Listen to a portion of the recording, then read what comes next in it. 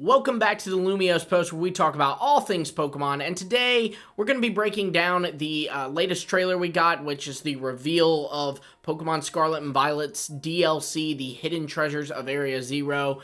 I mean, you know, I'm so excited to cover this. Let's just jump right into it, shall we?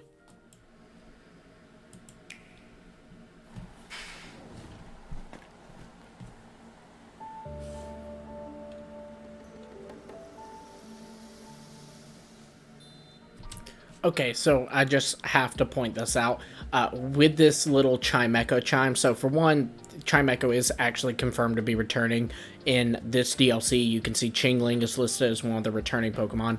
So that was kind of a little hint at it, but that's not the important thing.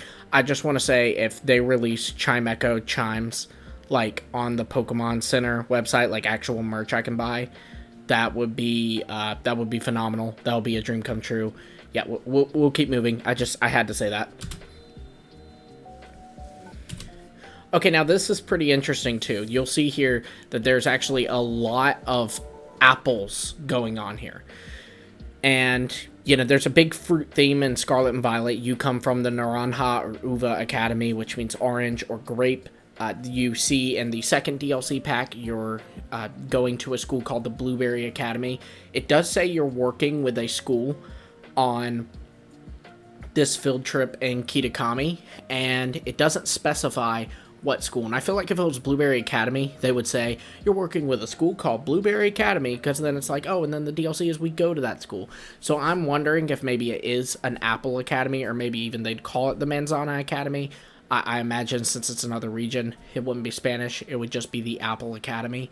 But yeah, I think this is a tease to that, it being the Apple Academy. And at that, I think that maybe we could get some kind of Apple Pokemon, like not Applin or Flapple or Appleton, but like a Mon that will represent an apple, like in the sense of being a legendary. Like, you know, Orange, it's kind of supposed to be Coridon, Violet or Grapes, it's supposed to be Miraidon. I imagine there'll be a legendary to sub in for Apple, just like Terapagos is a sub in for Blueberry. But yeah, that's just if there is an Apple Academy, and I do think there could be because of this.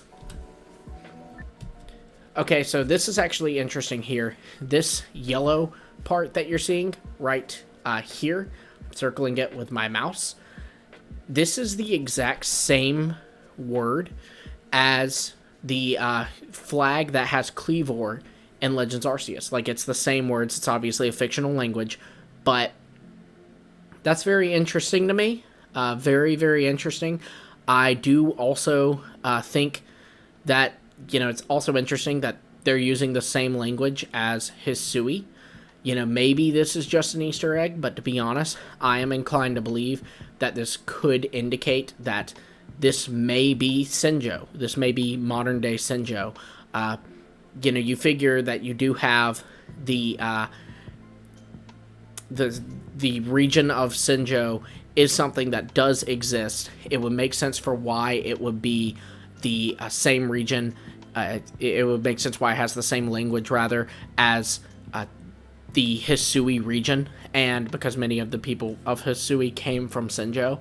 And it also makes sense because based on everything else we're seeing, people are saying that it looks like the Kitakami region is based off of the Tohoku region in real life, which is that space in between the Kanto region and Hokkaido, which is Sinnoh in Japanese. So it actually is literally real life Sinjoh is what they're using as the inspiration for this. It's just a question of if they'll actually call this Sinjoh or not. And you may be thinking, well, why is it called Kitakami and not Sinjoh? Well, that's actually super easy to explain. You know, the only reason we have to believe that's called Sinjoh is because it's called Sinjoh in Hisui, which was a long time ago, back when Sinnoh was called Hisui, and because we visit a place called the Sinjoh Ruins.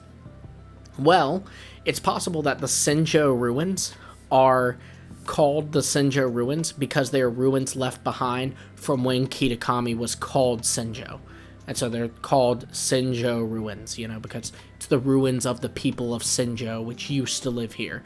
And then obviously back in Hisui times in Legends Arceus, they called that region Sinjoh because it was still called Sinjoh then, but it would eventually go on to be called Kitakami, just like how Hisui would go on to be called Sinnoh.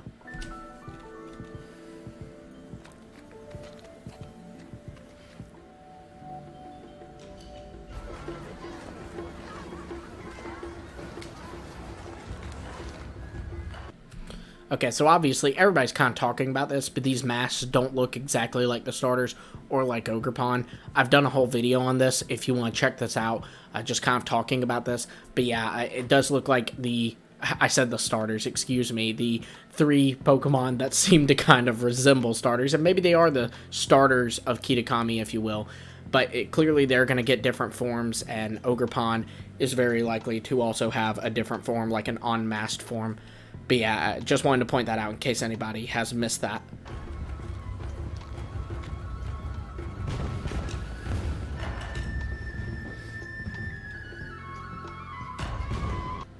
Just want to point out again, this is Hisui writing. Again, this is the language of Hisui. Very interesting, just kind of adds into what I was saying earlier.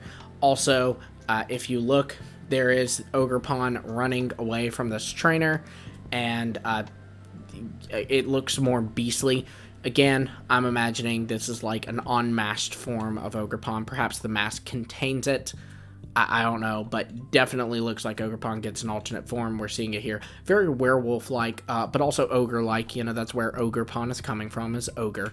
But yeah, just very interesting. Just wanted to point that out.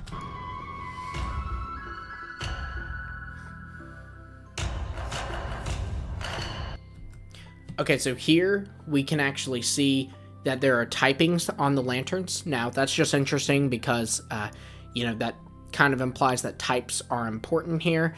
And I imagine that specifically, like, the terrestrial phenomenon is important. We see what looks like Terra crystals or Terra shards on Ogrepon at the top there. So it makes sense that this could be what that is. It's typings. Like, because the terrestrial phenomenon, it's all about typings, and that's kind of what this culture is celebrating. Again, that video I mentioned did a whole discussion on that as well, a whole theory on that. Then we have these 2 new characters. Their names are Carmine, and I believe the other one is Learnin. It says that Carmine is, like, weary of foreigners, and it says that Learnin is very shy but takes an interest in you. You can also see, like, kind of, I'm gonna circle it with my mouse, over here and over here, it's like these branches coming out. Kind of gives me the same vibes as the, like, evil Zygarde, if you will, the flare controlled Zygarde from the anime. It's like roots and all. It kind of reminds me of that. So I wonder if that's maybe what's going on with Ogrepon, is it's like taking over the area. I don't know. I'm just happy that we're able to change out of our school uniforms now.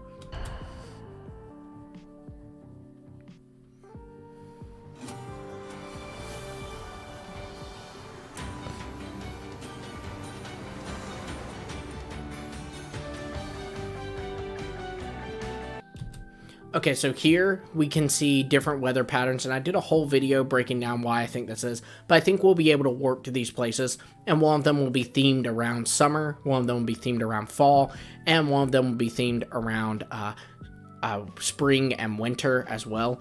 Just 4 different seasons that kind of, or 4 different weather patterns that kind of represent those seasons, with wind being a very fall thing, snow being a very winter thing. Rain, you could argue it's a very spring theme, because, like, you know, the whole saying of April showers bring May flowers.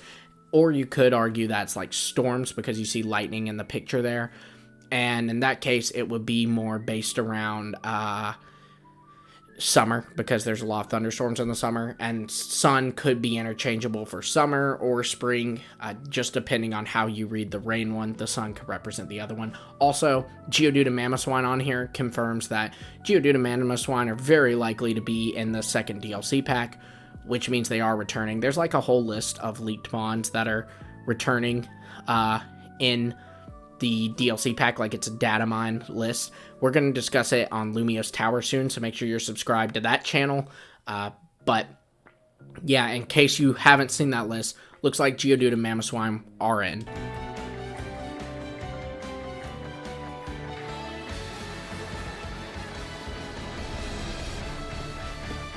Obviously very battle focused. This might be our battle tower or battle frontier equivalent. Probably won't be as impressive as the Battle Frontier, but I can dream. On here, so Soul Silver Art actually posted about this, my good friend Soul Silver Art, but you can see that on the left side, you have Quaquaval, Meowscarada, and Skeledirge, But then on the right side, you have the elements, the same elements, water, fire, and grass, but no Pokemon there. So that makes me kind of wonder if maybe there's like some new starters that are supposed to be here as well. You know, if this is a whole nother region, separate from Kitakami and Paldea. That's something that kind of interested me, that, you know, it looks like they are hiding Pokemon. You can even see spaces for like where they would go. And again, the elements are there, but the Pokemon are missing, but they're on the other side. It really looks to me like they may be hiding some grass, water, fire Pokemon over there. And that's very exciting.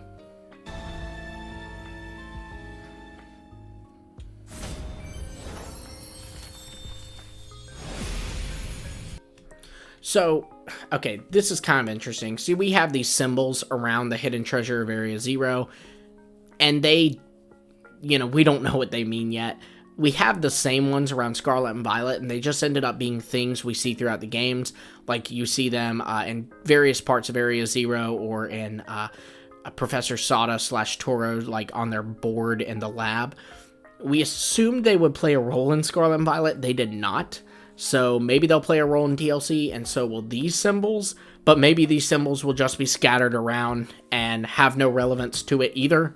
I don't know, but just keep your eye out for those symbols. They're also very strange and, I don't know, kind of look more Pokemon-y, whereas the other ones looked more like instruments. These kind of look more like they could be related to a Pokemon or something. You know, like the bottom right one really gives me Enamorous vibes.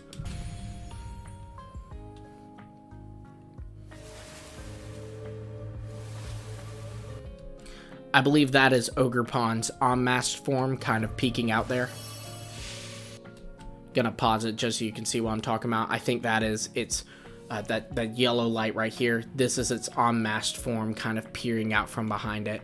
And yeah, I think, like I said, it's gonna have a more beastly unmasked form. Maybe it'll even have more forms than that, but you can even see the horns up here. It's definitely gonna be like an unmasked form.